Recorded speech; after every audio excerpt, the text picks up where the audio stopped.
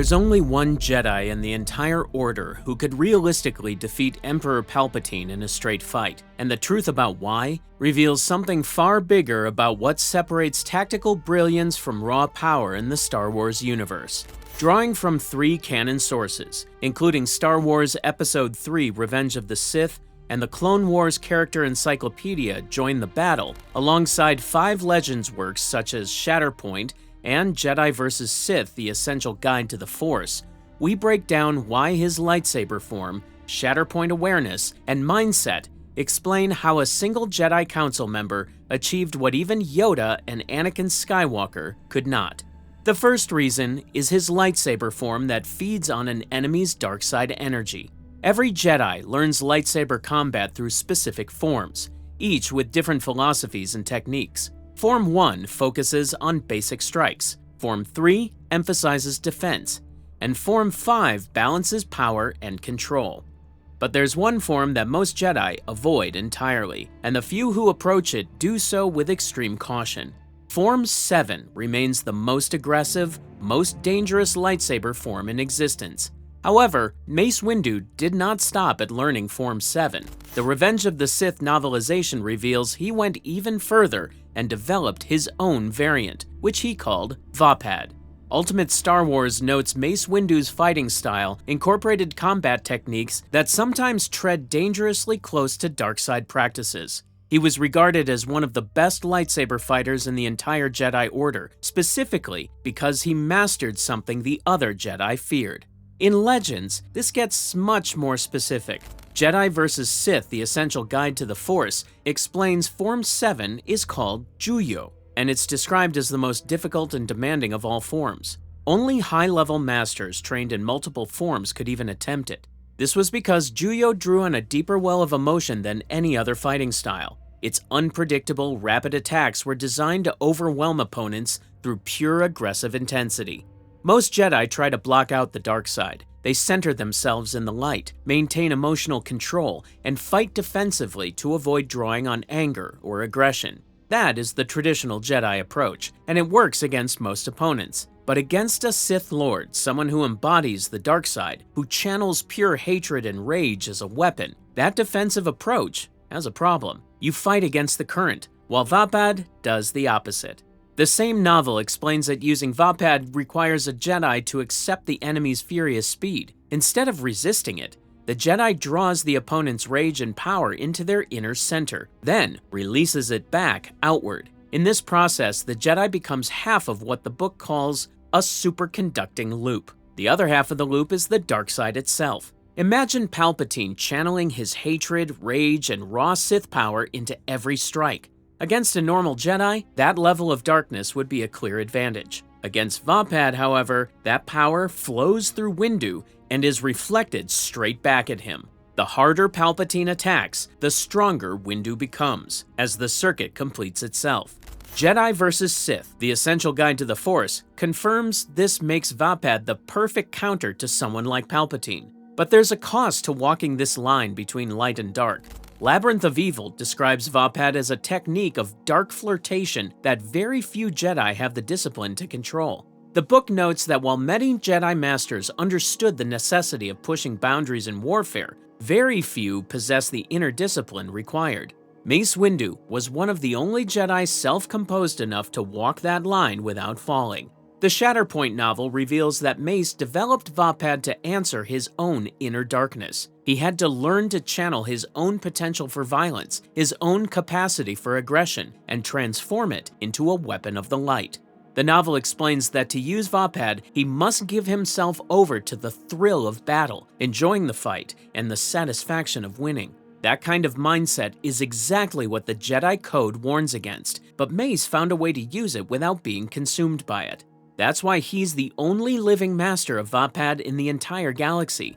Jedi vs. Sith, The Essential Guide to the Force, confirms he was one of only 2 confirmed practitioners of Form 7 at all, and his specific variant was so personal, so tied to his own internal balance, that it couldn't be safely taught to most other Jedi. But having the perfect weapon against a Sith Lord means nothing if you can't see where to aim it. And that's where Mace possessed something even rarer than his mastery of Vapad. Reason number 2 is the vision that sees where everything breaks, a rare Force ability called Shatterpoint awareness. This gift meant he could see the structural weak points in situations, the precise fault lines where one decisive strike can shift everything. In Legends, this concept gets fully developed into something that explains how Mace could see even what Yoda could not. The Shatterpoint novel provides Mace's own description of his gift. He sees the world as shot through with flaws and fault lines of possibility. When he looks at something through the Force, whether it's a person, an object, or an entire war, he can find the shear planes that will cause them to break in useful ways. The novel shows that when Mace looks at a battlefield, he doesn't just see tactics. He sees which soldier, which moment, which decision will collapse the entire enemy position. The text identifies Palpatine early as a critical Shatterpoint, a figure on whom the future of the Republic, perhaps the entire galaxy, depends. Mace doesn't know yet that Palpatine is Darth Sidious, but he senses that everything revolves around the Chancellor in ways that aren't natural, that don't feel right in the Force. During the duel itself, Mace's mind is working on multiple levels. While his body fights, his consciousness slides along the circuit of dark power, searching. The text describes him feeling for Palpatine's Shatterpoint, the absolute weakness hidden beneath all that Sith power. In the novel, Mace discovers Palpatine's Shatterpoint, described as the absolute Shatterpoint of the Sith, the fracture at the heart of the dark side itself. And that weakness comes down to one staggering realization. Palpatine trusts Anakin Skywalker. The entire Sith plan, 1,000 years of revenge and manipulation, depends on Anakin's loyalty. That trust is the crack in Palpatine's armor. But Shatterpoint doesn't just show you the weakness. The Shatterpoint novel makes it clear that it shows you the exact moment when that weakness can be exploited. These moments are described as ephemeral, appearing for a bare instant. You either strike then, or you lose the opportunity forever. When Mace walks into the Chancellor's office with 3 other Jedi Masters, he's not just attempting an arrest. In his perception, this confrontation is the Shatterpoint of the entire Clone War. If he breaks Palpatine here, the Sith's plan collapses, the war ends, and the Republic survives. With absolute certainty through the Force, Mace understands that this single moment in the room will decide the fate of trillions. That is what Shatterpoint awareness truly means, and in canon, Mace is the only Jedi of his era who possesses this gift at that level. Yoda sees the future as clouded by the dark side, while Obi-Wan treats the Force as a guide rather than a map. Anakin holds immense power but lacks clarity. Mace, by contrast, sees the breaking point, and once you see where something will break, you cannot unsee it or hesitate, because that moment of weakness will not wait while you debate, consult, or search for another path. This is why Mace's approach to the duel is so different from how other Jedi would handle it. He's not going into that office hoping for a peaceful resolution. He's not preparing to take a prisoner for trial. He's walking into the Shatterpoint of galactic history, and he knows with Force-enhanced certainty that if he doesn't strike true, the moment will pass and the Sith will win.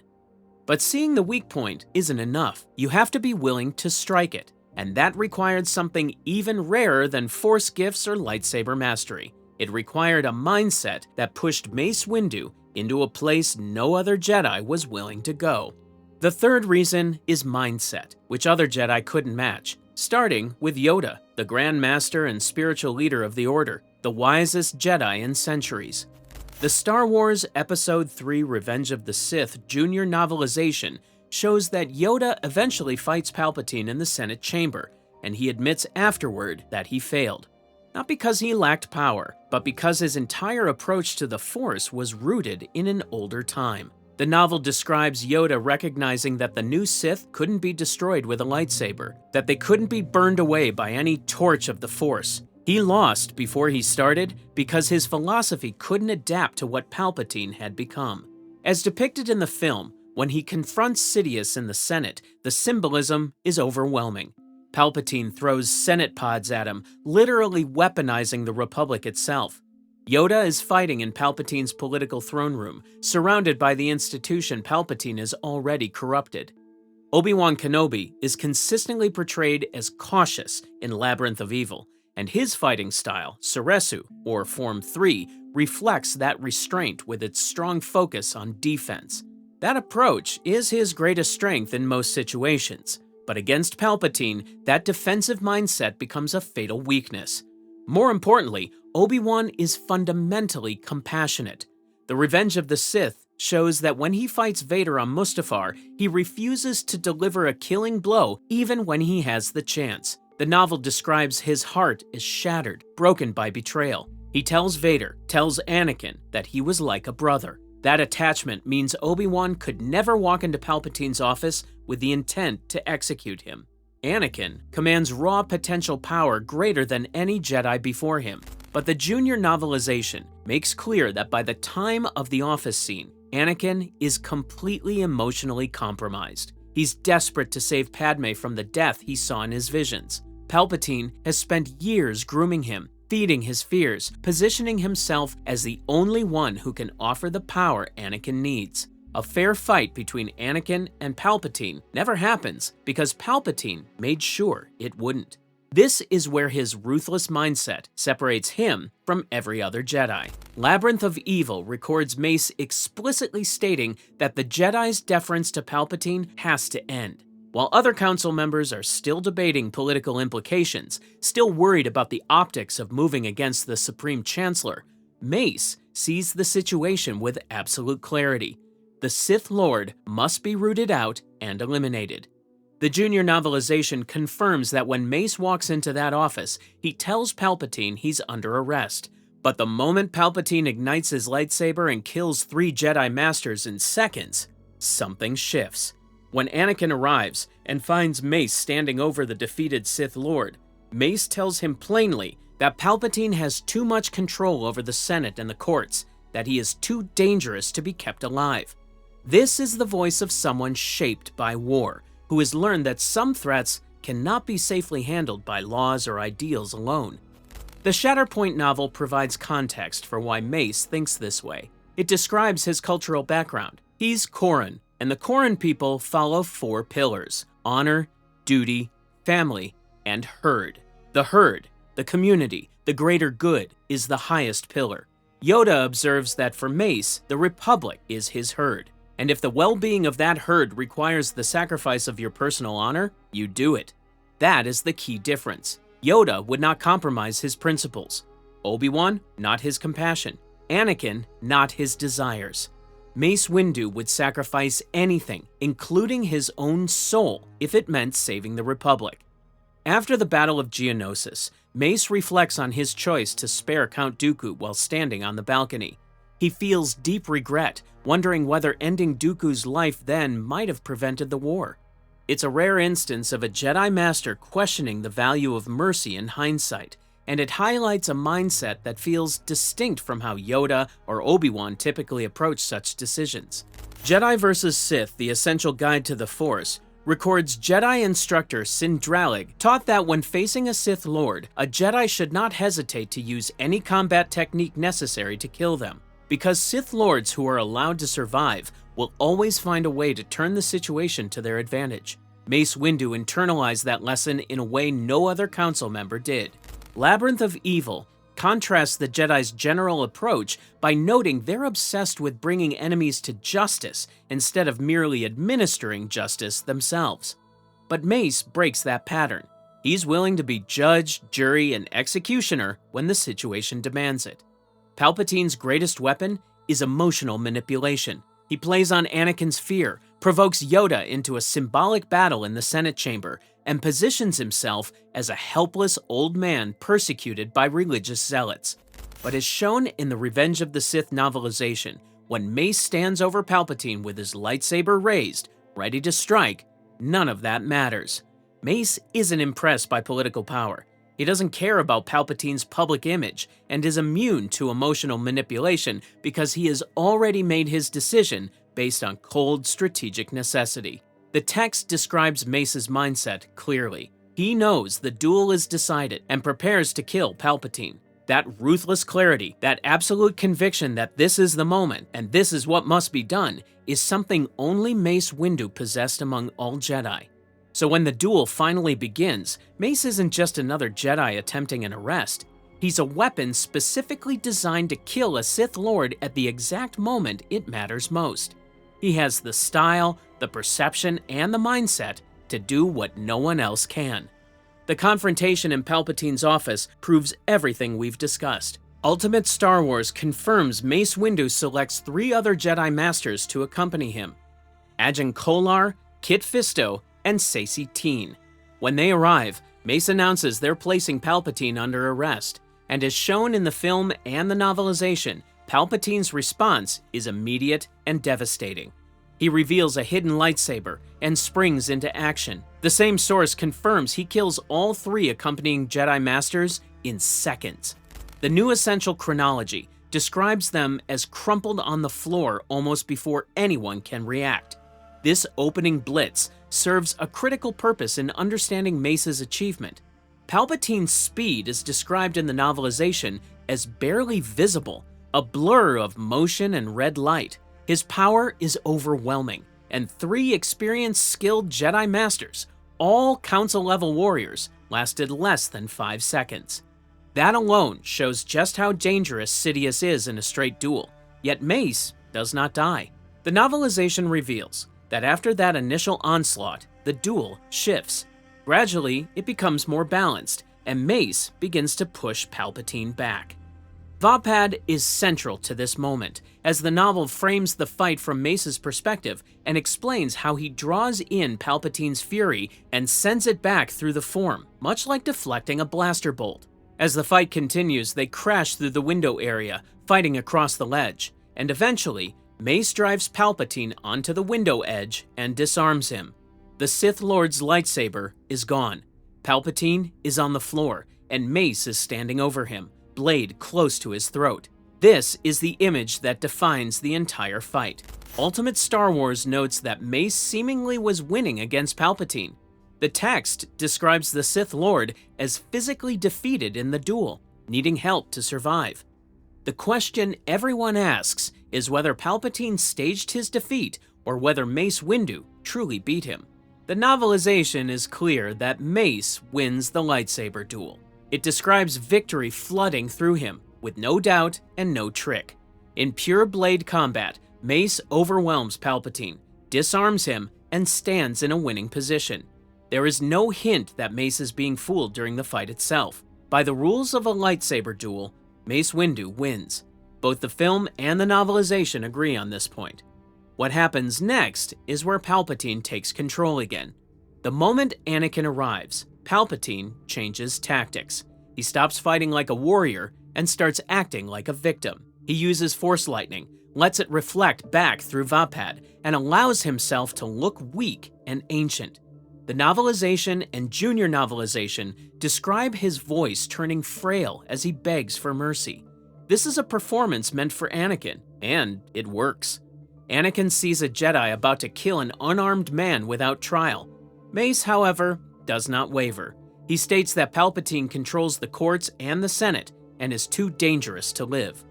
Then he raises his blade, proving that while Palpatine plays for Anakin, Mace is focused only on ending the Sith Lord for good. That's the moment Anakin betrays him.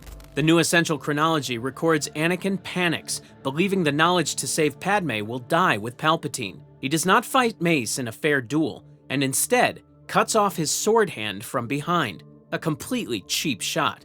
The moment Mace loses his weapon and his arm, Palpatine's weakness vanishes. The novelization describes him instantly flipping back to full power, blasting Mace out the window with sustained Force Lightning, while shouting about unlimited power.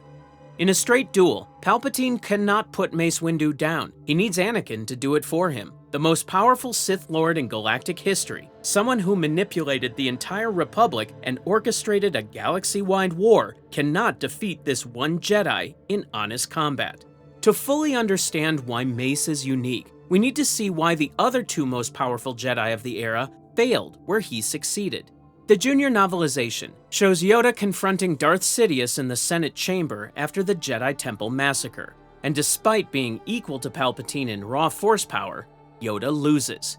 He admits his failure comes from arrogance and from being locked into an older way of thinking. The novel explains that the new Sith cannot be defeated with a lightsaber alone. Palpatine has changed the game by turning the Republic itself into a weapon. This is made clear in the film when they fight in the Senate chamber and Palpatine hurls Senate pods at Yoda, using democracy as a weapon. The new Essential chronology confirms that Yoda cannot defeat the most powerful Sith Lord in history and is forced into exile. And the Revenge of the Sith novelization shows why. Yoda fights with restraint and moral limits, searching for the right and proper way to restore balance. Those traits make him a great Jedi, but against Palpatine, who has already corrupted every system Yoda believes in, they become the reason he fails. On paper, Anakin Skywalker should be unstoppable. Multiple sources describe him as having the potential to be the most powerful Force user ever, with raw ability that rivals or even surpasses Yoda.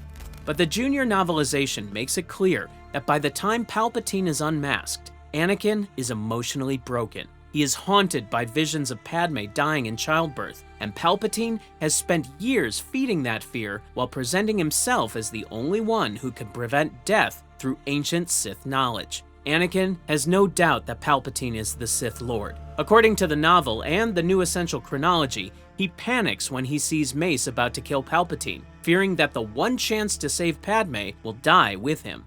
That is why he betrays Mace, not out of loyalty to the Sith, but out of desperation and fear. Palpatine never allows a fair confrontation with a stable Anakin. His plan depends on keeping Anakin emotionally dependent and psychologically compromised, a pattern that continues even after Anakin becomes Darth Vader, as the novelization confirms Vader knows he can never truly challenge the Emperor's power. Mace Windu was the only Jedi who had both the power and the clarity to do what needed to be done. As established in Jedi vs. Sith, The Essential Guide to the Force, Mace could use Vapad to channel darkness without being consumed. The Shatterpoint novel confirms he could see the exact weak point where one strike would collapse the enemy's entire position. And the Revenge of the Sith novelization shows that he had the ruthless pragmatism to recognize that some threats cannot be imprisoned or redeemed and can only be eliminated. That's why he's the only Jedi who actually beat Palpatine in a straight fight. And that's exactly why Palpatine had to make sure that even when Mace won, he still lost. Mace Windu was able to defeat Palpatine because of a rare combination no other Jedi possessed. His lightsaber form, Vapad, turned the Sith Lord's greatest strength, his dark side power, into a liability, creating what Revenge of the Sith and legend sources like Jedi vs. Sith The Essential Guide to the Force described as a superconducting loop that fed Palpatine's rage back at him. Every strike Sidious made only strengthened Mace, a balance no other Jedi could maintain without falling. On top of that, Shatterpoint gave Mace the ability to see exactly where events would break, a power detailed in the Shatterpoint novel, and the Clone Wars character encyclopedia joined the battle. He recognized Palpatine as the central weakness holding the entire war together and knew the precise moment decisive action was required. Finally, sources like Labyrinth of Evil and the novelization show that Mace had the ruthless clarity to accept that some threats could not be redeemed or contained. In a straight fight, with no hesitation and no illusions, canon and legends present one clear answer to who could beat Palpatine in combat: Mace Windu. We've explored how Mace Windu's unique approach make him the only Jedi capable of defeating Palpatine, and why Yoda's philosophy ultimately couldn't overcome the Sith Lord. If you want to explore more about Yoda's centuries-long journey, or why Palpatine's methods made even ancient Sith Lords despise him, we've covered both stories in depth on the channel.